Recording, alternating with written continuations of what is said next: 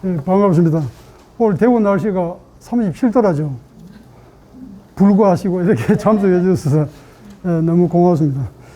대구를 흔히 이제 대프리카라 그러던데, 저는 사실 대구에 온 지가 이제 7년째 접어듭니다. 계속, 뭐 여기도 있듯이 초등학교 4학년 때, 부산으로 이사를 피난하다시피 가가지고, 거기서 이제 군에 갈 때까지 이제 부산을 살았어요. 그래 나오니까 이 고향이 대구라도 굉장히 낯설죠. 그래서 저는 이제 정년퇴직을 하고 대구에 내려온 게 이제 7년째입니다. 저는 이제 계속 그 중앙부처에서 행정서기관으로 이제 정년퇴직하고 대구에 왔는데, 그래서 이번에 오늘 이 자리에 선 게 시니어 문학상 대상을 받은 그 당사자로서 섰죠. 근데 이제 말이 대상인데 이게 좀 길어요. 이게 장르가 논픽션, 수필, 시가 이제 시하고 수필은 이제 두 분이 이제 뒤에 하시고, 저는 논픽션인데 이게 200장 원고지로 한산했을 때 무려 100장, 응모할 때 그쪽 신문사에서 요구하는 게 100매 이상이더라고요. 근데 주저리 쓰다 보니까 제가 110매가 됐어요. A4로 하면은 16매입니다. 흔히 단편소설 응모할 때 매수가 몇 장인 거 아십니까? 그게 70매에서 100매입니다. 그럼 단편소설보다 더 긴 얘기를 제가 했다는 얘기죠. 그래서 참 이게 막상 시작을 해보니까 예사로운 작업이 아니더라고요. 그래가 제가 110매를 사실 작년에도 한번 도전했어요. 그런데 보기 좋게 떨어졌습니다. 그래서 왜 떨어졌지? 나름대로 이제 올해가 이제 두 번째 재도전해가지고 했는데, 저는 그냥 원래 논백신에 5명 뽑거든요. 5명 안에만 들어도 저는 영광이다 이런 생각이 있는데, 의외로 대상이라 그러니까 저도 처음에 좀 뚱했죠. 근데 제가 작년에 사실 떨어진 거는 원인 분석을 해보니까 작년이나 올해나 거기에 담는 건 똑같아요. 내용은 다 들어가서. 그런데 너무 고지식하게 썼다는 거죠. 재미가 없었다는 거죠. 우리가 소설을 읽어도 흥미가 있어가지고, 다음에 뭐가 나올까, 이렇게 이게 빨리 들어야 되는데, 내가 내 글을 써놓고 봐도 너무 그냥 답답하고, 고루하고, 그냥 주로 다른 얘기, 아버지하고 내 이야기거든요. 아까 모두에도 얘기했듯이 제가 초등학교 4학년 때 부산으로 아버지 사업 쫄딱 망하고, 엄마 서문시장 포목 좀 불나고, 그래가 거의 빚쟁이들 쫓기다시피 거지 1호애가 완행절도 타고 갔었죠. 그런 오늘 이제 그 얘기입니다. 그냥 그 얘기. 그러니까 여러분들 그렇잖아요. 좀 연세 드신 분도 있고 젊은 분도 있는데, 내가 이 나이까지 살아온다 그러면은 소설책 몇 권이 나오겠다. 흔히 다 그런 말을 하시죠. 근데 소설이 쓰집니까 잘? 쉽지 않죠. 그래서 저는 이걸 꼭 한번 써봐야 되겠다. 나도 정년퇴직하고 있는 게 시간뿐인데, 특히 아버지 얘기하고, 왜 내가 대구의 남산동에서 태어났어요. 이상화 그 사택 옆에서 옛날에 그 고려시장이 있었죠. 그 건물에. 거기서 제가 옛날 집을 띄보면은 남산동 168번지가 거기 나오더라고요. 거기서 태어났는데, 초등학교는 거기에 대성국민학교 또 다니고, 교복도 입고, 모친이 엄마가 그 서문시장에 포목 좀 해놓으니까 남들 안 먹는 일 왕만두도 먹어봤고, 꿀떡입니까? 그런 것도 괜찮았죠. 근데 초등학교 4학년 때 이제 저한테 이제 풍파가 왔죠. 아버지가 그래도 제가 이게 A4에 12장이 그래 나오지만, 저희 아버지도 그도 옛날에 잘 나간 양반입니다. 서울법대까지 다녔으니까. 그런 아버지가 군에 가가지고 6.25 때죠. 6.25가 1950년 6월 25일 터졌는데 아버지는 8월달 군에 갔더라고. 그래가 휴전이 53년 7월달 휴전인데 53년 12월 때까지 군대 생활을 했어요. 3년 4개월을. 그러니까 대학 3학년 때 군에 이제 소집해갔죠. 여기 그래도 있듯이 화장실에서 볼일 보고 있는데 그때는 막 착출이죠. 뭐 헌병 이런 사람이 와서 잡아가다시피 해가지고 이제 군에 입대를 했죠. 그런데 이게 그러니까 여기 보면 저 강원도 양구 문등리라는 거기에서 전투에 53년 2월 달인가 아버지가 이게 그때 뭐 중공군하고 뭐 이렇게 격전이 있는 것 같은데 머리에 파편상을 입었어요. 그런데 파편을 입고 대구에 이제 대명동 여기 이제 우리 모친이 이제 할머니가 사셨는데 이상하게 아버지가 이거 군대를 복귀를 해야 되는데 안 하고 엄마 집에 내려온 거야. 그래가 이제 신병치료 9실이지. 그래가 군에서 빨리 복귀하라. 하는데 이제 우리 할머니는 가마 죽는다. 내 죽고도 가라. 이래가 이제 붙들어가지고 결국 그게 이제 탈령이 되죠. 탈령. 42일이더라고. 그래서 벌써 이제 아버지 인생이 막 꼬인 것이죠. 그래가 이제 복귀는 했지만은 군사재판 고등범법에 의해서 재판을 받아가지고 징역 1년, 징역 1개월, 정금류 몰수, 불명예 제대, 요 세 개가 이제 선고가 되었더라고. 그래서 뭐 아버지는 사실 퇴직하고 나서도 뚜렷한 직업이 없었어요. 뭐 기껏 이제 청고고등학교 영어 선생, 그 다음에 대구 영남신문 뭐 기자. 그런데 그게 아마 저보다 요즘 말하면 비정규직, 그냥 뭐 임시직으로 그냥 들랑달랑 한 거죠. 그런데 어머니 소문시장 포목점에 앉으면 맨날 책이나 보고 신문이나 보니까 주위에서 이제 그저 큰 장남이니까 주변에 이제 친구분들이 야 병호야 너가 저 신랑 좀 제발 좀 나오지 마. 손님이 다 떨어진다. 그 정도로 아버지는 정말 좀 무기력했죠. 생활 그 자체가. 그러니까 살림에는 전혀 도움이 안 되었습니다. 그러니까 그 샘병인가 과자공장 부채과자인가 그걸 이제 누가 하고 도움을 냈는 것 같아요. 그래서 다 말아먹고 67년도인가 1월 달에 서문시장에 큰 불이 났죠. 불이 나니까 하루아침에 그냥 여기 거리도 있는데 빚쟁이들한테 풍지박산이 됐죠. 그러니까 어머니는 동생 서인데 없고 친척 집에 도망다니기 바쁘고 저는 이제 장남이니까 또 칠성 그때 굴다리 옆에 야구장인가 있었는데 그 앞에 이제 이모님이 식당이었어요. 거기 가가지고 굴다리 밑에 넉마주의하고도 기웃거리고 거기서 좀 자기도 하고 그래. 좀 어릴 때부터 참 그렇더라고. 이게 하루아침에 이게 생활이 바뀌니까 제가 감당이 안 되죠. 그리고 우여곡절에 아버지도 도저히 대구는 청비서를 못 살겠다. 친척들이 눈도 있고 수군대는 것도 있고. 그래가 이제 부산으로 가자. 무작정 그냥 부산에 아버지가 먼저 갔습니다. 여기 제가 보면은 이 제비꽃이라는 거는 제가 어떤 시반에서 제목이 이리 주길래 그래서 제가 제가 이제 자작시인데 여기에 사실 모든 게 담겨 있어요. 제가 잠깐 읽어보겠습니다. 제비꽃 김병우. 초등학교 4학년 때 서문시장에 불이 났다. 어머니 포목점이 타고 아버지 사업도 망했다. 빚쟁이들 밀려들어 6 식구는 뿔뿔이 헤어졌다. 아버지 따라 남은 부산행 완행 열차에 몸을 실었다. 자갈치 시장 난전에 퍼질러 앉아 영도다리 쳐다보며 아버지는 소주를 마시며 좋은 시절이 올 거라고 말했다. 고래고기를 왕소금에 찍어 넘기던 내 귀에는 아버지의 그 말이 백고동 소리처럼 처량하게 들렸다. 내가 태어난 고향도 백고동 소리가 되어 멀어져 갔다.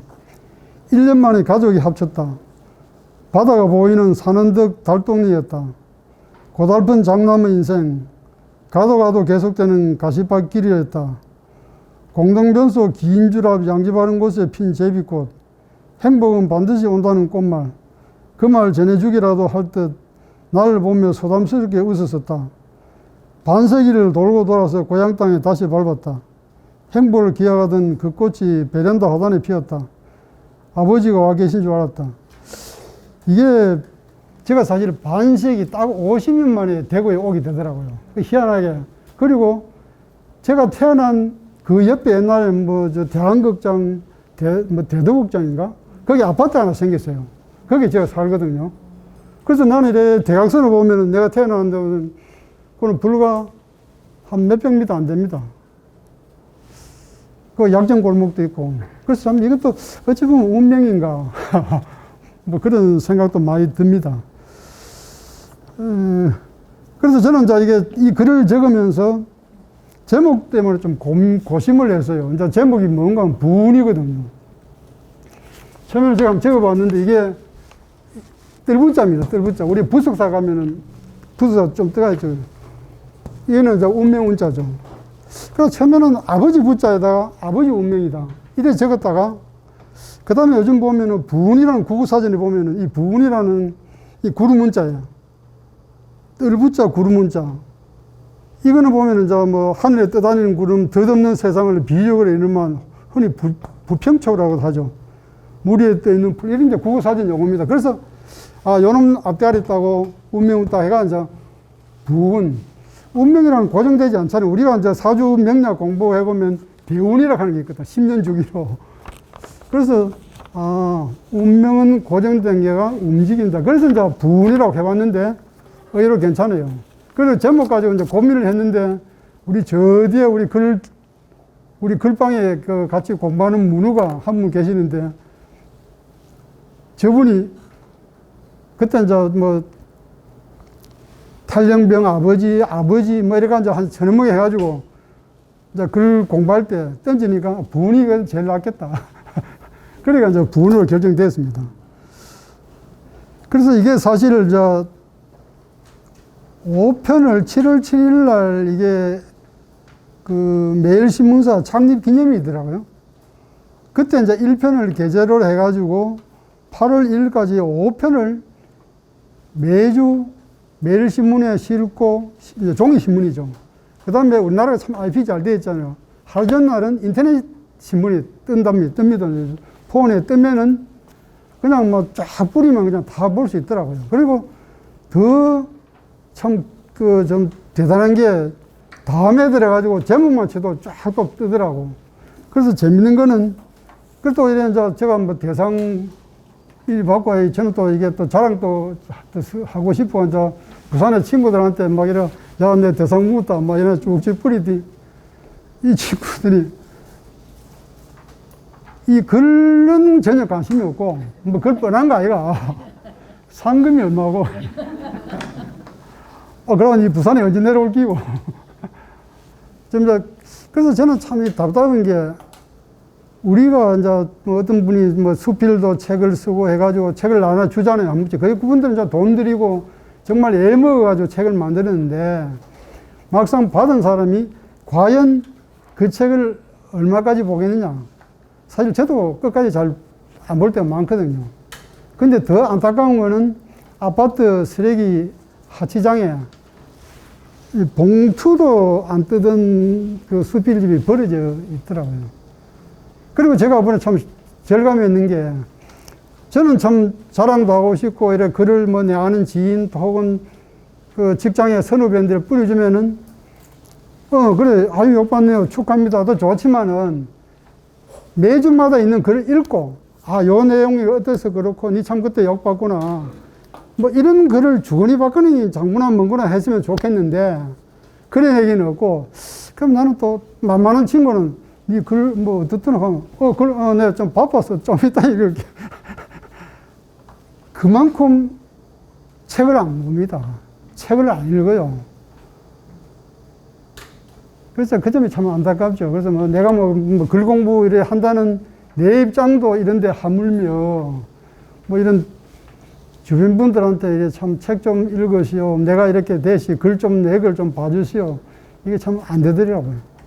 예, 뭐 이건 어쩔 수 없습니다. 새 풍토고 그렇습니다. 저는 뭐 더 이상 이게 원래 쭉 이게 내용을 뭐 좀 정리하고 이야기하려고 했는데 워낙 길고 하니까 여기도 뭐 저 글을 보신 분도 있을 거고 또 전혀 생소하게 그냥 이 자리에 계신 분이고 하니까 이거로서 그냥 뭐 저 설명으로 됐는지 모르겠습니다만 이사로 마치겠습니다. 예, 고맙습니다.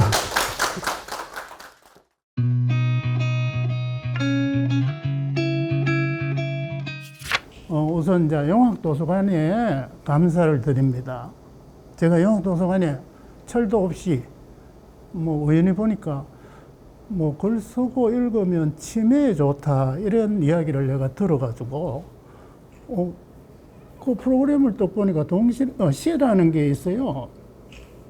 그걸 무작정 뭐 묻고 따지지도 않고 등록을 했어요. 그게 딱 5년 전입니다. 그렇게 시작이 됐어요. 고생길이. 그리고 특히 이제 영학도서관은 그 친절하고 그 모든 강좌에서 친절하고 뭐 흔히 하는 얘기로 서비스가 좋고 김상진 관장님이야 직원들이 헌신적으로 또 면적은 좀 좁지만은 상당히 이용자 편의를 위해 가지고 현실적으로 다른 시립도서관과 비교해서 좋다는 호평이 있다는 것을 칭찬해 드립니다. 관장님한테 전해 주세요. 자, 저는 이거 뭐 이래 나와가 강의하고 이럴 처지는 아닙니다. 뭐 수백 편을 저분 600편 시를 썼어요. 저는 아예 햇병아리인데 나름대로 근간에 시인들한테 제가 배우지 않습니까? 저는 처음에 이성복 시인의 제자인 김기현 시인으로부터 엄격하게 요방에서 처음 시작했어요. 했는데 그러한 몇몇 분의 시인들의 이야기를 제가 이제 좀 와닿는 그런 것만 이제 강의 교재에서 그거 다 내가 모아놓거든요. 거기에서 발췌를 했는 거를 이렇게 이제 아무거나 뭐 그냥 맨입에 제가 얘기할 능력은 안 되니까 그 유인물을 보면서 제가 설명을 해드릴게요. 김상환 시인이라는 분이 있어요. 이분한테는 제가 그 예문 드러난 한 4가지를 기억하고 있는 그 특별한 내용이죠.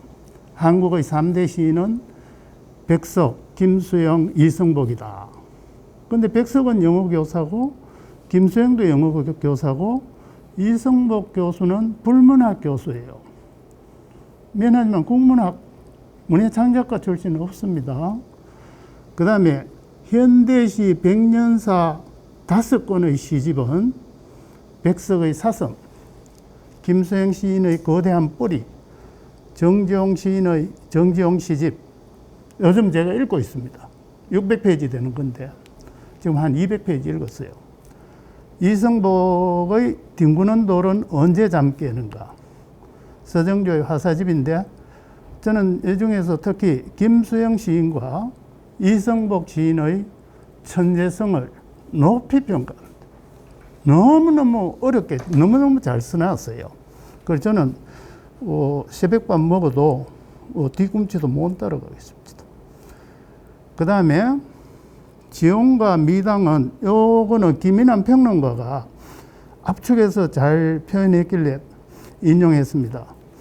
지용과 미당은 체요, 백석과 수영은 기요, 성복은 기체가 해서 체라는 얘기는 문의, 시를 쓰는 형식이 문의, 형식, 방법의 시를 썼다는 뜻이고요. 백석과 수영은 기라는 게 정신과 에너지와 내용을 썼다는 뜻입니다. 그래서 저는 이걸 특히 좋아합니다. 그 다음에 이성복 시인은 아시다시피 계명대 정년 예편하시고 지금 경기도 가 계세요. 서울대 불문과를 나오고 뭐 유학도 갔다 오고 이런 분인데 그 기체간이라 이래 압축해서 표현을 해놨습니다. 그 다음에 한국 현대시의 커다란 흐름은 탄미주의 서정입니다. 와 현실 의식을 바탕으로, 현실 의식은 인생이죠. 바탕으로 해서 뻗어나와 두 흐름이 이성복에게 모아져 모험을 찾아 떠나는 최근의 시인들에게로 이어지고 있다. 어떻게? 새로운 서정, 현실 발현 이런 방향으로 가고 있는데, 저도 뭐 어쨌든 간에 요 밑에 또 언급하는 김준년 시인이나 김상환 시인한테서 현대시를 제가 배웠어요. 작년부터. 그래서 지금 쓰는 시는 서정을 벗어나서 완전히 돌아섰습니다. 저는 이성복류의 시를 씁니다. 이번에 제출했는 시도 마찬가지예요. 5편 다를. 그 다음에 두 번째 박정남 시인은 여류 대구의 원로 여류 1호 시인입니다. 이분이 이제 대구 여성시 20인 선집에서 머리글로 쓴 말이 아주 인상적이라서 따왔습니다. 시의 나라에는 차별이 없다. 시는 열려있는 몸에게로 온다. 열려있는 몸은 위태위태하다. 상처가 되는 줄도 모르고 무엇이든 간에 품어 임신하고 출산을 한다. 임신과 출산의 고통의 길을 걷지 않고 서여지는 시가 어디 있겠는가. 문학은 독자적이다. 오로지 자신의 몫이며 시의 나라에는 차별이 없다. 시의 나라에는 차별이 없다는 이 말이 아주 인상적이었습니다. 요즘도 박정남 시인한테는 제가 직접 배우고 있습니다. 그 목요일날 제가 결석은 자주 하지만, 그 다음에 제가 영향을 많이 받은 분이 김준년 시인입니다. 이분이 뭐 지금 37, 8세 되는 신진 시인입니다. 근데 이분한테 너무 많이 배웠어요. 자, 이분이 주장하는 거는 써야겠다는 시서기를 하지 말고 의식을 말해야겠다는 말하기를 쓰라고 그랬어요. 그래서 제가 시의 체가 말하는 쪽으로 바뀌었습니다. 전에는 감정을 드러냈다면, 그래, 말하고 싶은 거를 써라. 그 다음에 시 쓰는 시인은 동일한 반복을 하다가 이 계단식으로 어느 날 갑자기 달라지더라.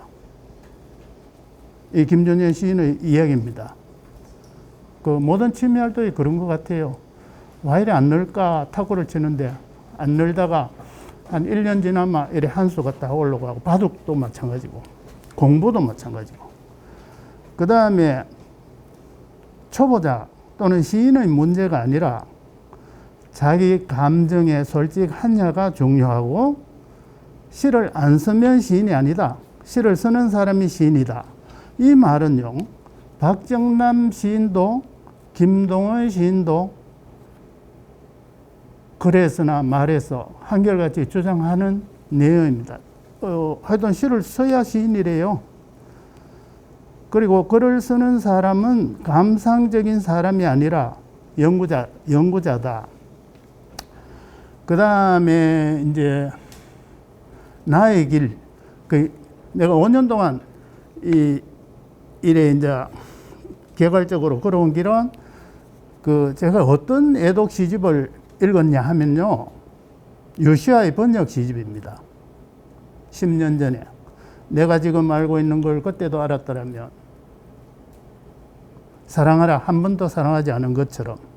이 두 시는요, 서울교보문고에서 2006년도부터 10년간 베스트셀러 1위, 2위 책입니다. 마음의 위안을 듣고 싶으면 이 책을 권합니다. 특히 요 중에서 저는 어떤 시를 좋아하느냐 하면 인디언의 시를 좋아합니다. 인디언의 시는 바람과 들판과 조상의 숨결을 동격으로 봅니다. 내 생명과. 거기에 순응하면서 그 세계 자연과 바람과 들판에 부는 바람이 내 생명이요 조상의 숨결이라고 한 사람은 인디언뿐이에요. 너무 이게 감명 깊고요. 그러니까 자연이나 우주 질서에 굉장히 순응한다는 인디언들. 그 다음에는 그 유명한 150만 부가 팔려는 백세 시인 시바다도요. 약해지지 마. 이거는 일본, 한국, 대만을 강타했죠. 각각 전부 100만 부씩 이상 팔렸습니다. 100세. 93세부터 시를 쓰기 시작해가. 여기에서 이제 그 약해지지 마라는 시에서 나오는 시구입니다. 시어가 해살과 산들바람은 한쪽 편만 들지 않아. 꿈은 평등하게 꿀 수 있는 거야. 이런 거 힐링이 되죠. 그 다음 제가 아주 5년 전부터 많이 한 10회독 이상 했는 시가 기영도 시인의 입속의 검은잎. 길 위에서 중얼거리다. 기영도 시인은 입속의 검은잎은 66수를 수록했지만은 유고 시집입니다. 29세에 사망했으니까 서울 극장에서. 그 다음 길 위에서 중얼거리다는 주위의 가족들한테 다 수소문해가 77편을 수록했는 한 권이자 유작 시인데, 기형도 시인은 이성복 시인의 시를 연상할 만큼 묘사가 뛰어나고 깊이가 있습니다. 어렵습니다. 처음엔 저는 이 시를 읽고는 튕겨 나왔어요. 2번, 3번, 4번 읽을 때마다 새롭게 다가오는 게 이러한 대가들의 시입니다. 그래서 대가들의 시를 제가 자꾸 끼고 도는 이유가 읽을 때마다 새로운 거예요. 그래서 그렇습니다. 그래서 저는 이제 최근에 작년부터 많이 읽은 시는 이제 기영도는 좀 떨어져 나갔어요.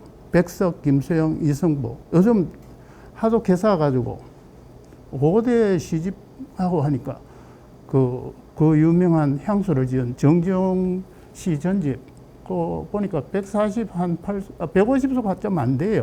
거의 전부 다 합니다. 읽고 있고. 그 다음에 시를 대하는 자세를 하나 소개해 드릴까 합니다. 이성복 시인은 기자가 시를 어떻게 대하느냐 하니까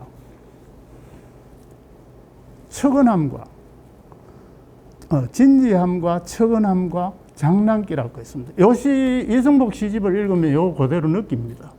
이성복 씨는 생각보다 예수도 죽이고 엄마도 죽이고 아버지도 죽이고 누이도 죽이고 잔인하다 싶은데 저는 그거를 시적 장난기로 보고 있거든요.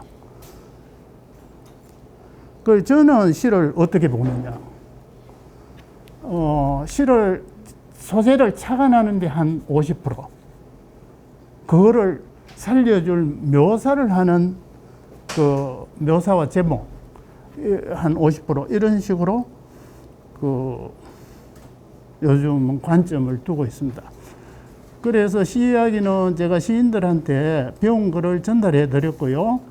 뒷장에 보면 이번에 이제 투명한 외출이라는 시가 이제 짧기 때문에 일단 한번 읽으면서 시라는 게 내 마음속에서 이렇게 나와버리면 저는 입을 다물어야 되는데 이래 되네요. 반칙하게 되네요. 투명한 외출. 금호강변 지하철역 화장실 벽에 소변기 10대가 줄지어 서 있다. 햇빛이 없는 곳에서 머리에 전자센서를 붙이고 눈이 감긴 미라들. 내가 소변을 보자 일제히 곁눈질한다. 얼른 두 손으로 물줄기를 가리고 마시는 물도 낙동강, 버리는 물도 낙동강에 들어가 몸을 말린다. 열차가 강물 속으로 들어가고 강변으로 걸어 나오는 하얀 미라. 나는 강변으로 걸어가고 있다. 서로 모른 척 들어간 텅 빈 도서관. 3층 강의실에 박제된 시가 걸려 있다. 폐강한 시 강의실 속으로 햇살이 넘쳐 흘러 눈을 뜰 수가 없다. 자, 여기서 금호강변 지하철역은 아양교역을 뜻합니다.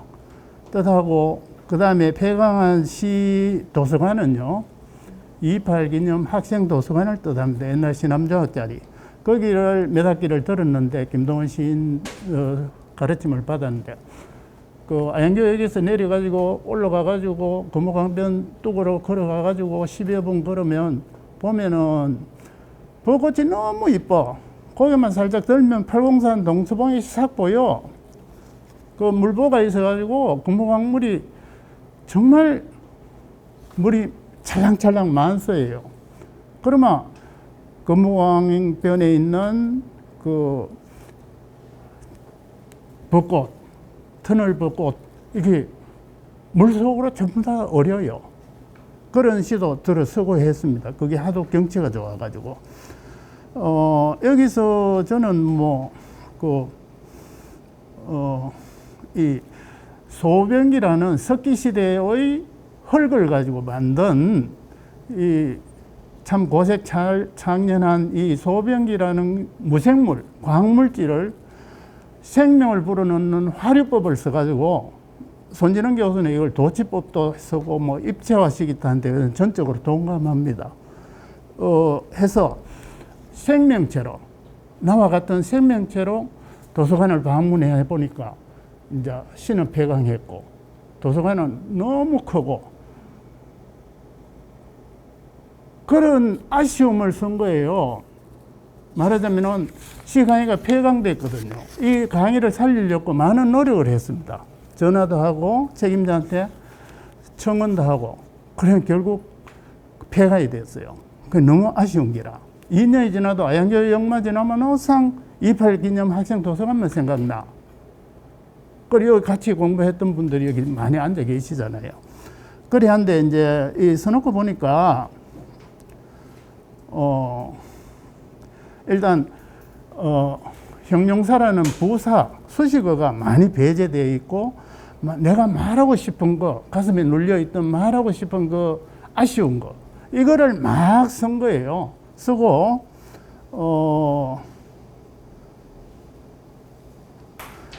그러면서도 이제 어떻게 대입할 수 있는가 하면은 저는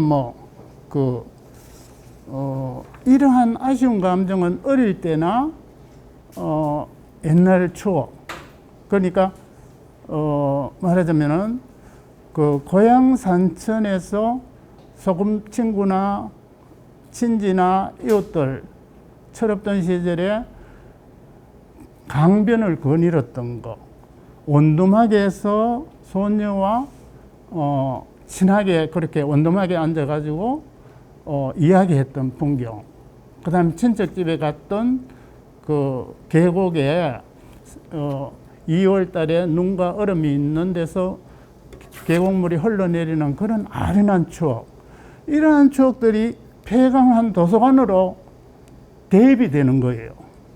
그러한 추억을 나는 이 시에서 대표적으로 도서관이라고 했고 출발점은 아양교역이지만은 아양교역과 도서관 사이에 10분 거리에 있는 그러한 떠오르는 그러한 추억들이 개인 사생활과 생각해서 50년, 60년 전에서 일어났던 그러한 게 오버랩되더라 이런 얘기예요. 그래서 그렇게까지는 이렇게 유추하시는 거는 독자의 몫이지만은 저는 써놓고 쓸 때는 그렇게까지 생각 안 했어요. 도서관 폐광에 대한 아쉬움 이런 거고. 그래서 설명은 이 정도로 드리고요. 어쨌든 간에 이제 운 좋게 이런 일이 있다 보니까 경향 각지에 많은 친구들이 우리 친구들은 주로 서울에 많이 있습니다. 국립대학 총장했던 친구한테도 전화가 와가지고 이 무슨 일이고 국회 실수했다 이렇게 하고 많은 축하 전화를 받았습니다. 많은 톡에 그래서 나중에는 감사합니다 덕분입니다 이렇게 하다가 나중에 어떻게 생각했느냐 하면 야 오랜만에 죽었듯이 살다가 10년 만에 이렇게 톡으로 소식 주고받고 하니 참 좋으네. 이런 식으로 답변이 바뀌었어요.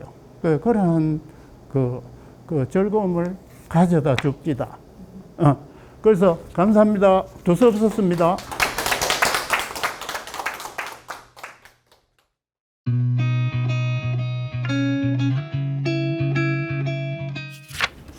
네, 안녕하세요. 이영구입니다. 저 일 수필에 상 하나 탔다고 해서 지금 나왔는데 수필가는 아닙니다. 아직까지는. 일단 제 프로필부터 먼저 말씀드리겠습니다. 저는 경대 국문과 나왔고요.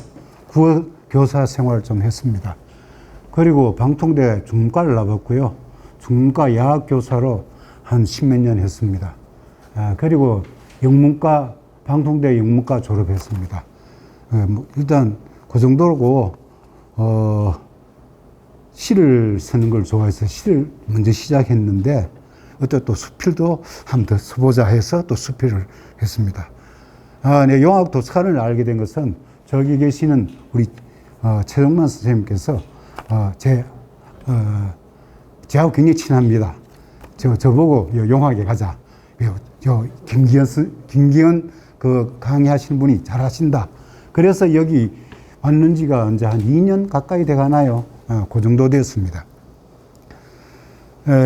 제가 솔직히 졸고인데요. 제출한 작품은 이상하게도 제가 강의를 받는 곳이 있는데 거기서 수필 강의를 받는 데서 글제를 하나 받았어요. 애완이라는 글제를 받았는데 그 주가 제가 그 합평을 받는 날이 아니라서 그걸 쓰다가 이건 뭡니까? 그러니까 매일 시내 문학에 그냥 투고 있는 겁니다. 그러니까 생각도 안 하고 그걸 안 두고 투고를 했다가 이게 됐는데 제일 처음에는 17매로 시작을 했었는데 그거 보니까 10매로 딱 정해놨더라고요. 10매, 그 7매를 빼고 이렇게 언급별이 하다 보니까 미수가가 났어요. 솔직히 말해서 제 그 작품이 미수가입니다. 뭔가가 잘리고 없어지고 해가지고 옳은 그 수필이 아니다. 그래서 제가 오늘 프린트하는 것은 조금 제가 수정을 했습니다. 이 상하고 관계없이 옳은 글을 읽어야 되고 어느 누구에게도 합평을 받아 보지를 않았기 때문에 여기 계신 분께서 보시고 스스로 한 합평을 제 거를 좀 해주시면 좋고 저는 원했는 게 뭐냐면 이래 서서 이야기하는 것보다 요래 앉아서 좌담식으로 해서 묻고 질문하고 답하고 이런 걸 원했는데 생각보다 많이 오셨습니다. 그래서 결국 이래 서게 됐는데요. 일단 수필을 이야기하기로 했으니까 제가 강의 들은 분들의 어떤 그 수필론을 되새김을 하니까 몇 개가 나오더라고요. 그래서 요 간단하게 이야기하고요. 했습니다. 첫째는 뭐냐면 글을 쓰려면은 타자의 눈으로 봐. 나 자신도 내 자신이 내 안에 내가 있기 때문에 나 자신을 포함한 모든 것을 타자로 보고 판단해라. 그리고 글을 써라. 그 다음에는 글을 쓸 때는 항상 그 어떤 생각을 갖다가 머리의 생각을 눈에 보이는 그림으로 나타내어라. 그래야 글이 쓰여진다. 또 글쓰기는 또 어떤 게 있냐면 기승전결, 서론, 본론, 결론, 그 다음에 도입부, 그 다음에 전개부, 그 다음에 전환부, 결정부, 결말부 이런 식으로 4단계나 3단계나 5단계로 나눴습니다. 그러나 결론은 뭐냐면 기와 결입니다. 다시 보통 성결을 같이 해서 서론, 본론, 결론에 성결을 같이 보는데 다시 말해서 앞에 글과 뒷글, 중간은 이야기입니다. 앞에 글과 뒷글로서 이 수필이 옳은 수필인가 아닌가가 판단이 되어집니다. 그래서 글쓰기는 두 줄로 구성되는 구성 방식이다. 그리고 이 글 쓰려고 생각할 때는 전략을 세워서 맛이 나지 않으면 글이 옳은 글이라고 볼 수 없습니다. 그리고 개성이 안 나타나고 그냥 흐리멍텅이 흘러가면 그건 글이 아닙니다. 그리고 짜임새가 갖춰야 되고요. 그 다음에 뺄 건 빼고 넣을 건 넣어줘야 됩니다. 한 번 써가지고 이거 글 다 썼다. 그건 아닙니다. 10번, 20번 돌려보면서 이게 생각이 납니다. 아, 이거는 넣고, 아, 이거는 빼야 되겠다. 이거는 그 뒤에 또 나오네. 빼자. 이런 식으로 해서 글쓰기를 다 다듬어야 돼요. 안 다듬은 글은요, 아무 쓸모없는 글이 됩니다. 그런 정도로 이야기하고, 나중 그 밑에 거는 좋은 문장은 어떻다. 이런 걸 쭉 읽어보시고요. 될 수 있는 대로 재밌는 글을 쓰셔야 되는데, 저는 만약 여러분들께서 글을 쓰신다 그러면은 경험 중심의 수필을 저는 권하고 싶습니다. 사유 중심의 수필은요, 너무너무 재미가 없어서 안 봅니다. 이거는 정말 어느 정도 공부를 아주 많이 하신 분들이 보면 이해가 되는 글들이 많습니다. 그런 글들은 사람 보다가 중간쯤 보다가는 그냥 던져버릴 수가 있습니다. 다시 말해서 장롱바지가 될 수 있는 책이 될 수 있기 때문에 될 수 있는 대로 경험을 써서 왜 경험 있는 경험 중심으로 써라 하냐면 형상성을 극대화를 할 수 있는데 형상성이란 어떤 구체성과 진실성을 가지고 인간 생활 현실을 그대로 드러내는 거기 때문에 그것을 형상화시키기 때문에 재미가 있습니다. 여러분들 저쪽 방송사에 보면은 왜 그런 그게 많죠. 예, 어느 누구의 작품을 이야기하고 막 그거 갖고 웃고 그래요. 뭐 독서 교환권인가 그런 거 주고 하는. 그런데 실리는 글이 읽히는 글입니다. 그런 글을 써야만 수필집은 사서 보는 수필집이 됩니다. 내가 열심히 머리를 짜내가 써가지고 아무도 안 봐준다 그러면은 그렇게 흠한 게 없으니까요. 그래서 제가 만약 글을 쓰신다면 일지를 쓰셔도 좋고 기록문을 쓰셔도 좋고 칼럼을 쓰셔도 좋은데 자관 재밌어야 됩니다. 글은 재밌어야 됩니다. 그리고 글은 우리가 보통 1인칭 서술 시점, 근데 1인칭 서술 시점이라는 말은 뭐냐면 자신에 대한 표현을 할 때는 참 자유롭습니다만은 타신을 설명할 때는 굉장히 힘들어져요. 제한돼요. 잘못 건드리면 큰일 납니다. 우리가 글쓰기 배우면서 하는 게 절대로 남한테 피해갈 글은 쓰지 마라. 이게 언젠가 돌고 돌아가 그 사람 귀에 들어갈 때는 상처가 될 수 있고 크게 분노할 수 있으니까 그런 글은 쓰지 마라. 그 이야기를 합니다. 그러니까 그런 어떤 제한성이 있다는 거예요. 그리고 3인칭 서술 시점이라는 건 뭐냐면 내가 남이 하는 남의 어떤 생활을 적으면서 꼭 내 생활처럼 적어내고 거기에 내 생활을 집어넣는 겁니다. 그게 이제 보통 3인칭 서술 시점이라는데 이거는 어떤 시야가 매우 넓고 깊게 볼 수 있고 모든 걸 다 입체적으로 나타낼 수 있습니다. 그래서 수필의 종류에는 주제 중심, 비정형인 거는 소재 먼저 이런 이야기가 있습니다. 그러나 제가 여러분들한테 글을 쓴다고 한다면은 저는 여러분들 이렇게 부탁하겠습니다. 첫째, 글은 남의 글을 많이 읽어야 됩니다. 일단 많이 읽어야 됩니다. 내 생각보다는 남의 생각을 다 들고 와서 내 생각하고 융합을 시키면 내 생각이 넓어집니다. 많이 읽고, 그 다음에 글을 쓸 때 참 쓰기 힘들 거예요. 도입부부터 힘듭니다. 도입부 쓸 때 힘이 엄청 들고요. 전개시킬 때는 굉장히 쉽게 나갑니다. 근데 또 결말 지을 때는 굉장히 또 힘들어요. 그래서 항상 도입부와 결말부를 이퀄 시켜야 됩니다. A 이퀄 B 간.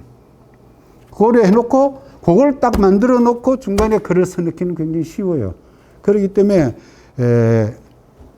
글 쓸 때는 아주 자기가 읽어보고 만든 글이 있을 겁니다. 그 글을 뺏겨서 보세요. 내 거로 바꿔서 다 바꿔가 그 안에 나온 내용을 내 거로 바꿔가지고 뺏겨 쓰는 거예요. 뺏겨 써가지고 한번 연습을 하시면은 그게 나중에 내 글을 쓸 수가 있게 됩니다. 내가 제일 처음부터 수필가들처럼 글 절대로 못 씁니다. 저도 아직 멀었어요. 한참 멀었습니다. 뭐 운이 좋아서 제가 뭐 그 상을 탔는 거지. 제가 말씀드렸지 않습니까? 미술가를 낳았어요. 미술가를 데리러 갔더니만 상을 줬어요. 그런 꼴입니다. 진짜 다른 사람이 봐서 아 이거 완전 무기란 글이다 하는 소리를 들으면 남 거를 많이 읽고 남 걸 많이 본다고. 그래서 그걸 내 거로 만들어야 됩니다. 제가 이 그 상을 타고 며칠 전에 내 학교 선배 되는 분이 전화가 왔더라고요. 그 옛날에 이제 그러니까 제보다 16회 선배 되시는 분이 연세가 아주 많죠. 그분이 전화 와가 뭐가 잘못됐더라. 이영국 선생 뭐가 잘못됐더라. 뭐가 어떻더라.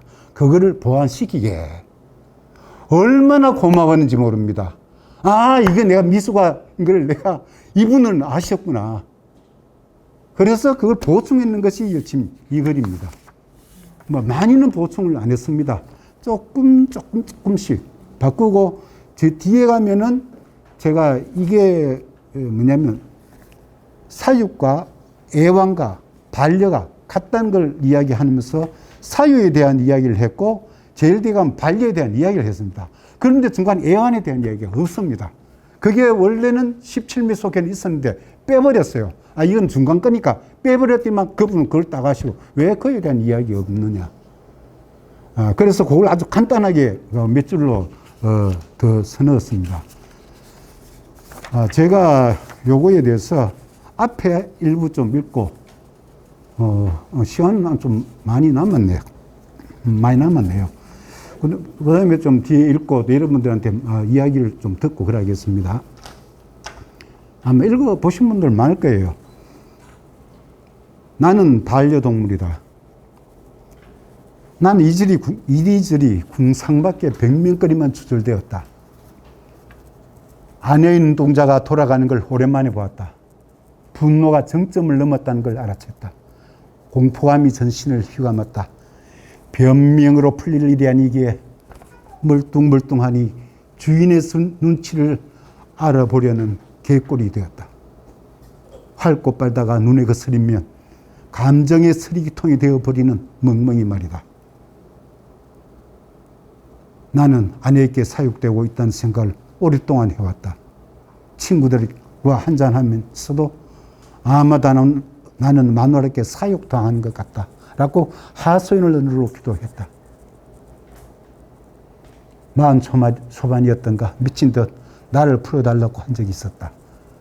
퇴근 중에 발작적으로 포항 밤바다를 찾았다가 새벽녘에 돌아와서는 아내 앞에서 날 그만 사육하고 이제 풀어달라고 소리쳤다. 회사도 출근하지 않고 곧바로 집을 나와버렸다. 가출했다. 그래서 좀 노력하겠습니다. 무엇이든 오래가면 변질된다. 마음대로 조장할 수 있는 남자, 그게 나였다. 언제부터인가 길들여져 가는 나를 발견했다. 처음에는 벗어나려고 발부둥쳤다. 사나이 자존심이 허락하지 않았기에 철부지처럼 고의로 삐뚤어지자고 마음먹었다. 밖으로 나돌았다. 밤이면 포카판으로 댄스홀로 당구장으로 쏘다녔다. 아내에 대한 심리적 부담감은 늘어났지만 일부러 미운 짓만 골라했다. 그랬더니 아내도 나보란 듯 탁구장으로 볼링장으로 나돌았다. 아내에 대한 우려감이 생겼다. 한마디 했더니 당신은? 이란 답변이 돌아왔다. 그러고 넘어가겠습니다. 사랑하면 끝이 이렇게 변질되는 생각이 후회가 엄습했다. 사육당하는 걸 사랑을 받는 거라고 지레짐작한 바보가 내린 결론은 어떻게 복수하나였다. 울며 불며 빌 때까지 집으로 돌아가지 말자. 내 그늘이 얼마나 깊었는지 한번 느껴봐라 했다. 변함없이 아내는 아이들을 통해 속옷이나 와이셔츠 등을 내가 기가는 모텔로 보내왔다. 그 다음에 결국 돌아가는 겁니다. 결국 어머니 칠순을 핑계로 원대 복귀한 셈이 됐다. 한동안 아내도 아이들도 그리고 나도 서로서로 눈치만 주고받고는 숨죽여지게 됐다. 백기는 내가 먼저 들었다. 궁한 놈이 셈 파는 게 당연한 일이 아니겠는가란 마음으로 나의 치졸한 행위를 자아 비판했다. 요 뒤에 게 더 추가된 겁니다. 그에 대한 대답은 태풍이 지난 뒤에 오는 싱그러운 안온함이었다. 뭔가 확실치는 않지만 아내도 나에 대한 시선이 달라져 있었다. 아이들도 나와의 시간을 가지려 했다. 행복했다. 사랑이었다. 어떻든 나는 답을 얻어야 했다. 이게 이제 넣었던 거고요. 지금 그 오래전 생각을 다시 뜯어본다. 퍼즐 맞추듯 한 조각 또 한 조각 자리에 갖다 붙여본다. 70을 살아왔다. 사육이라 생각했던 것이 사랑이었고 의젓하게 동반자가 되었다. 지금까지의 삶만 해도 100년 해로가 아닌가. 그 삶 중에 사랑이 없었던가. 부부로서 서로에 대한 탐함이 없었겠는가. 행간마다 사랑과 기쁨과 즐거움과 슬픔이 있다. 가족은. 더군다나 부부간은 그렇게 익어가는 게다. 그렇다. 사육과 애완과 반려는 한 발씩 물러서서 바라보면 모두가 사랑인 것을. 이렇게 조금 이렇게 좀 바뀌었습니다. 뭐 여기에서 그 수필에 대해서 좀 더 저는 수필가는 아닙니다만은 배운 게 있으니까 말씀은 드릴 수 있습니다. 그 좀 질문하실 수 있으면 질문하십시오. 하면 그건 거기에 대한 답변은 아는 대로만 하겠습니다. 모르는 건 이야기 안 하겠습니다.